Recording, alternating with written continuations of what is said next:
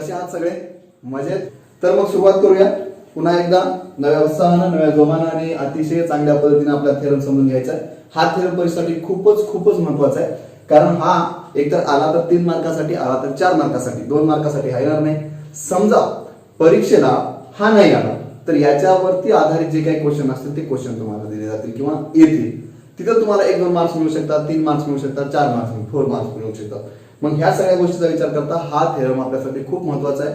आणि त्याही अगोदर तुम्हाला एक गोष्ट क्लिअर करू इच्छितो मी, की हा जो बेसिक प्रोबॅबिलिटी जो काही थेरम आहे, जो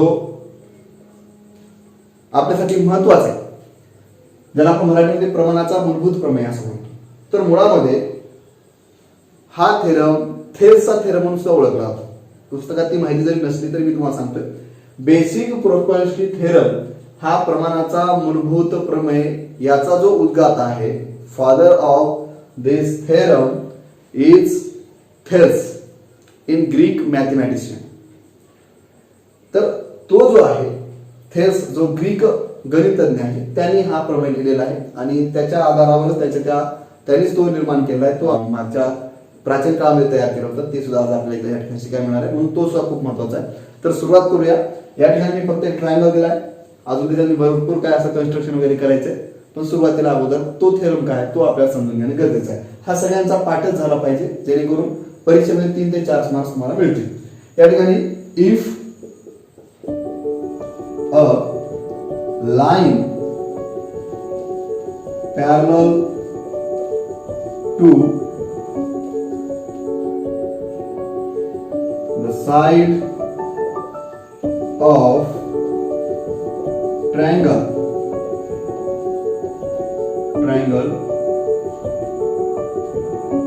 बघा, if a line parallel to the side of triangle intersects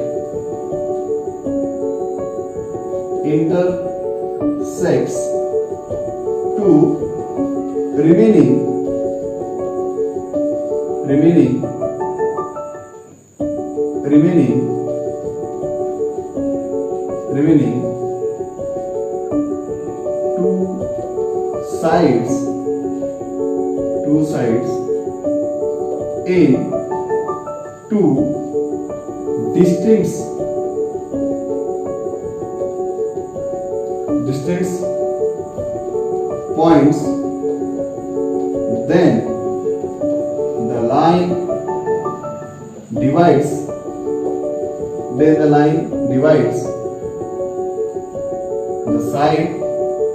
in two distinct points, then the line divides the side in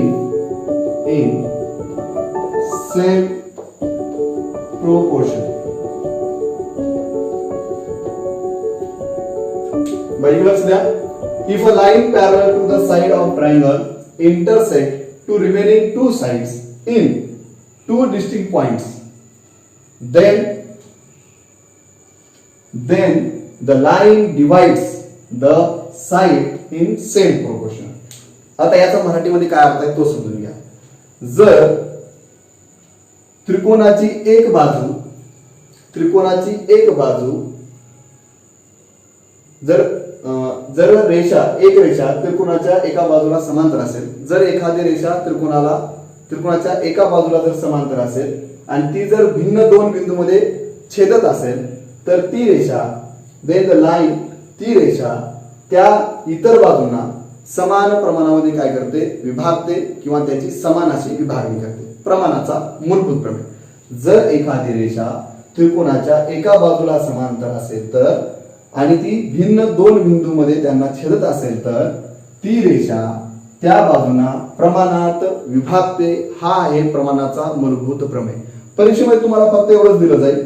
त्यानंतर तुम्हाला डायग्राम तयार करणं, given, to prove and proof हे आपल्याला या ठिकाणी तयार करायचं आहे. बघा कसं, if a line parallel to the side of triangle, कोणत्या आकृतीचा उल्लेख केला आहे, ट्रायंगल. या ठिकाणी काढू.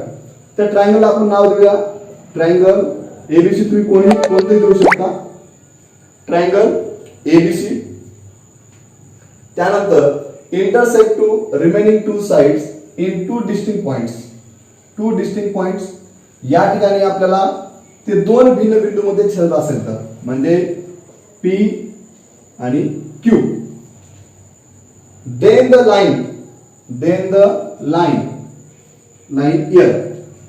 line divides the side in same proportion. आणि मग ह्या ज्या काही दोन बाजू आहेत राहिलेल्या AB आणि AC त्यांना काय करते प्रमाणामध्ये विभागते. तर आता आपल्याला एकदम क्लिअर झालं असेल की if a line parallel to the side of triangle intersect two remaining two sides in two distinct point, राहिलेल्या दोन बाजूला दोन भिन्न बिंदूंमध्ये छेदत असेल, then the line divides the side in same proportion. ठीक आहे, एक वेळेस पुन्हा एक पूर्ण वाचून घ्या, पूर्ण एक वेळेस हे क्लिअर करून घ्या आणि थोडंसं लिहून घ्या. तर या ठिकाणी आपण पाहत आहोत if a line parallel to the side of triangle intersect two remaining two side in two distinct points, then the line divides the side in same proportion.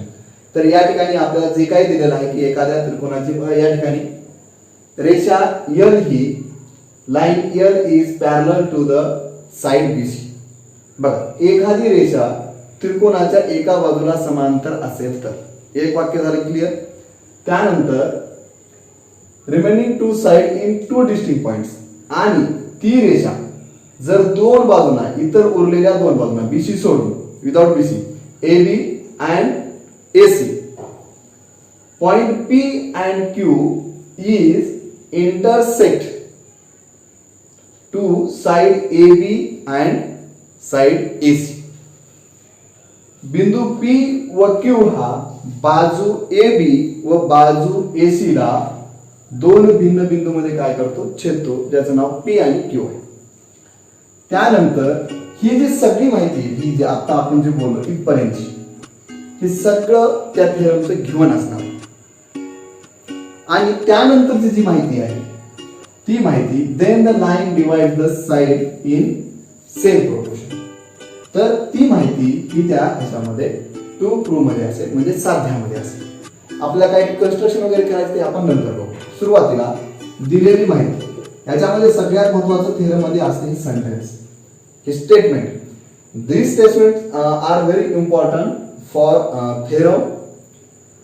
And first is given, ज्याला मराठीमध्ये आपण पक्ष असं म्हणतो, जी प्रश्नात दिलेली माहिती असते किंवा एखाद्या दिलेल्या स्टेटमेंटची सुरुवातीची माहिती असते. त्यानंतर मग गिवन काय आहे, इन ट्रायंगल ABC, त्रिकोण ABC मध्ये काय सांगितलं, line parallel, line L parallel to side BC, line L parallel side BC given. Next given two remaining two sides in two distinct points. जर ते दोन भिन्न बिंदू मध्ये छेदत असेल तर म्हणते, मग आपल्याला सांगायचंय point P and point Q are insects to side AB and side BC respectively सुद्धा हे शब्द मानू शकता तुम्ही या ठिकाणी, side respectively. So given is clear. In triangle ABC, line L parallel side BC, point P and Q are insect to side AB and side BC respectively. जर दोन भिन्न बिंदू मध्ये छेदत असेल तर ते, मग आता राहिलेली जी काय माहिती असेल ती माहिती आपल्याला कशामध्ये घ्यावी लागेल, टू प्रूव्ह मध्ये. म्हणजे काय साध्य करायचे आपल्याला, तर ते घ्यावं लागेल. काय साध्य करायचे, साधं सोपं आहे. The line divides the side in same proportion. त्यांना काय करते, प्रमाणामध्ये विभागते. प्रमाणात म्हणजे डिवाइड्स इनटू अपॉन, म्हणजे ज्याला आपण मानताना बघा कसं मांडता येते, इथं तुमच्या लक्षात येईल AP upon PB is equal to AQ upon QC. This is to prove of this theorem. तर AP upon PB is equal to AQ upon QC हे याचं काय आहे, साध्य आहे. साध्य झाल्यानंतर बघा पक्षातील माहिती पुन्हा एकदा मी सांगतो, this is totally very important.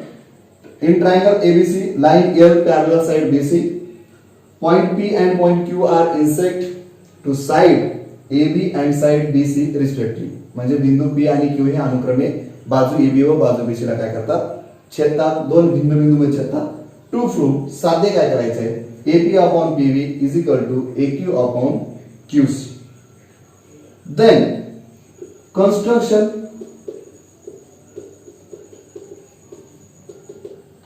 Construction are very important. Okay, आता हे आपल्याला साध्य करण्यासाठी एक रचना करावी लागणार आहे. कारण त्याच्यामध्ये आपल्याला बेस आणि हाईट ह्याची सगळ्यांची माप लक्षात घ्यायची, बेस हाईट क्लिअर करायची. मग काय कन्स्ट्रक्शन, तर त्यासाठी बघा इथं मी हे करतोय,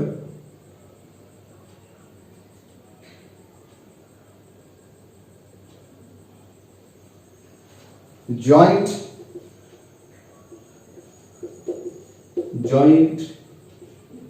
to BQ and PC. म्हणजे मराठी जर सांगायचं झालं तर बाजू BQ व PC जोड. ठीक आहे, तर हा सगळा भाग आपल्याला कशामध्ये बघायला मिळेल, तर पूर्णपणे construction given to prove and construction. Okay, right दिस.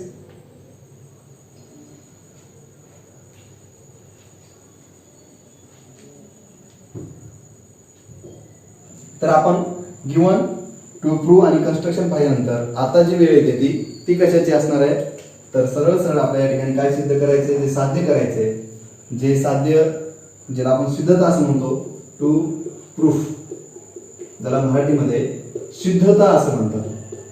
आणि ही सिद्धता आपल्याला या ठिकाणी पूर्ण करायची. ठीक आहे, तर ही सिद्धता असणार आहे. तर ते कशा पद्धतीने करायचं, दोन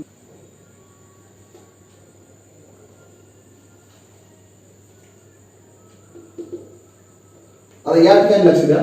triangle APQ, triangle PBQ, both triangles. Take the both triangles, triangle APQ and triangle BPQ. In triangle APQ and triangle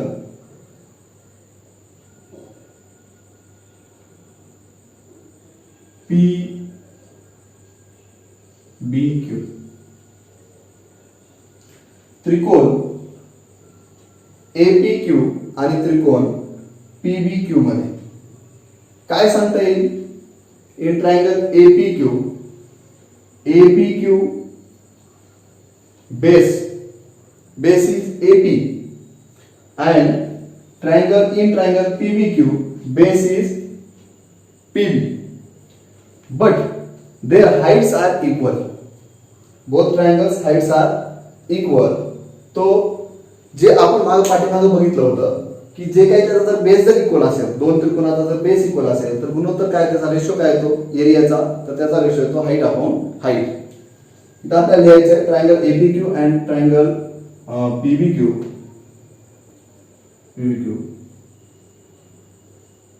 height of both triangles are equal.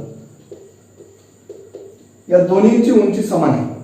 कोणती असेल, तर या ठिकाणी आता थोडंसं इथं बरेच काही कन्स्ट्रक्शन करता येऊ शकतं. या ठिकाणी कन्स्ट्रक्शन करून आपल्याला ते सांगता येतं, परंतु फक्त आपण फोकस फक्त थेरम वरती करतोय. जास्तीत जास्त माहिती देत बसलो आपण तर त्यामध्ये आणखी गुंतागुंत नाही जाऊ शकत आहे. म्हणून साध्या सोप्या पद्धतीने समजून घ्या.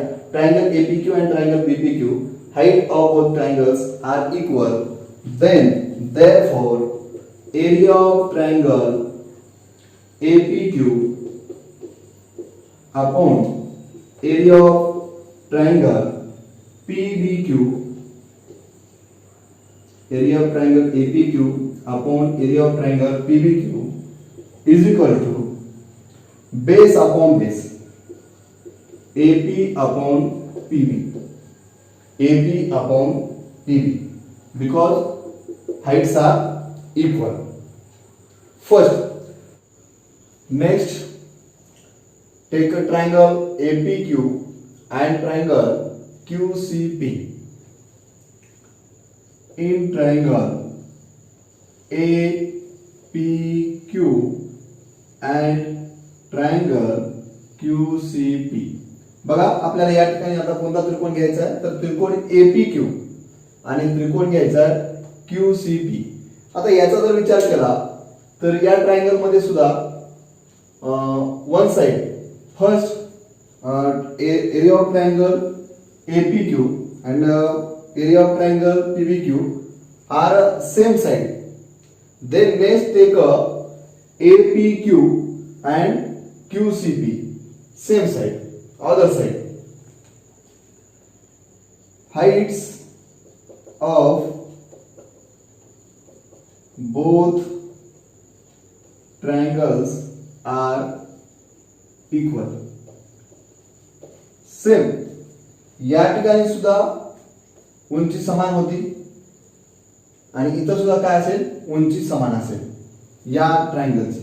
मग आपल्याला काय करायचं ही कशी उंची समान असते वगैरे हा भाग थोडासा गुंतागुंतीचा आहे. त्यात जास्त सांगत बसण्यासारखं नाही. एक वेळा इथून एक आणखी कन्स्ट्रक्शन वगैरे आपल्याला या ठिकाणी करता येतं पण ते आपण करणार नाही कारण आपण टोटली फोकस फक्त थेरम सॉल्व्ह करण्यावर देणार आहोत. या ठिकाणी APQ आणि QCP याच्यामध्ये जर आपण बेस घेतला हाईट जर इक्वल असेल तर बेस कोणता आहे तर याच्यामधला AQ area of triangle. Therefore area of triangle APQ upon area of triangle QCP is equal to heights are equal means their ratio of areas of triangle is base upon base. So base AQ and their base QC. QC is base of triangle QCP and AQ is base of triangle APQ. Give the statement 2. या ठिकाणी काय करा विधान 2 देऊन टाका कारण त्याची उंची कशी आहे समान आहे. Statement 1 statement 2. Next take a triangle in triangle ABC. Two triangles in ABC. त्रिकोण ABC मध्ये दोन त्रिकोण दुसरे आहेत. एक म्हणजे PBQ आणि दुसरा QCP. इन ट्रायंगल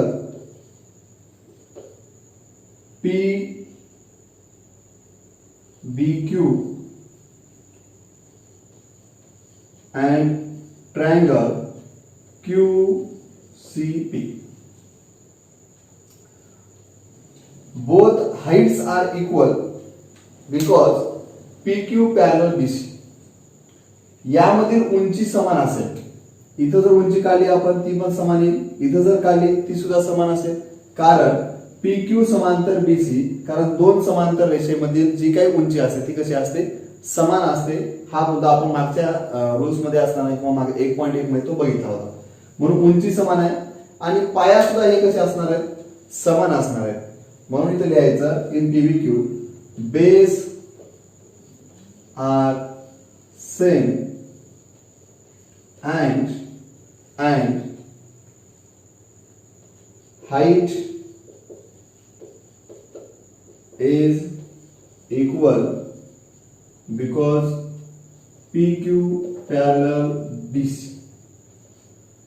दोन समांतर रेषेमधील उंची कशी असते समान असते. म्हणून therefore area of triangle PBQ जर एखाद्या त्रिकोणाचा पाया व उंची दोन्ही जर समान असेल तर याचा अर्थ त्याचं क्षेत्रफळ सुद्धा असणार आहे समान असणार आहे. म्हणून area of triangle PBQ and area of triangle QCP are equal here. या ठिकाणी आपण जर बघितलं तर हे दोन्ही कसे असतील समान असतील. Give the statement 3. विधान 1 विधान 2 आणि विधान 3 आपण या ठिकाणी दिलंय. आता जर आपण थोडासा जर विचार केला स्टेटमेंट 1 मध्ये APQ upon PBQ here APQ upon QCP and QCP and PBQ are equal means area of triangle APQ upon area of triangle PBQ.